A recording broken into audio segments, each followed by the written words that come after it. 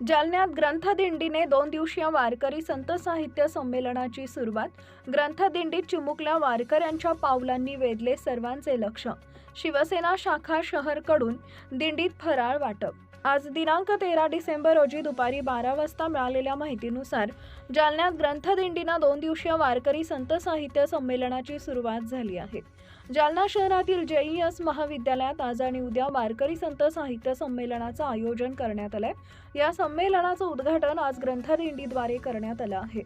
हरिभक्तपरायण जगद्गुरुद्वाराचार्य doctor Ramakrishna Maharaj लहवीतकर यांच्या हस्ते विधिवत पूजा करून ग्रंथदिंडीचं उद्घाटन करण्यात आलं आहे.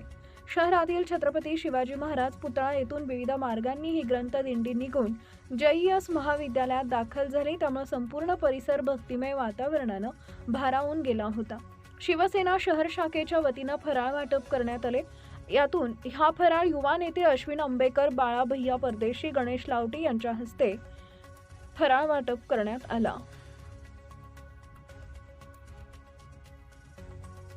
करण्यात आले.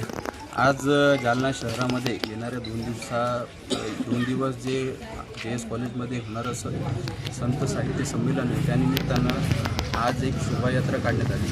त्या शोभायात्रेमध्ये असंख्य अशी भरपूर माता भगिनी आणि विद्यार्थी उपस्थित होते. या अनुषंगानं आज शिवसेना जालना शहराच्या वतीनं या ठिकाणी फराळ वाटपाचा कार्यक्रम आम्ही या ठिकाणी घेतला.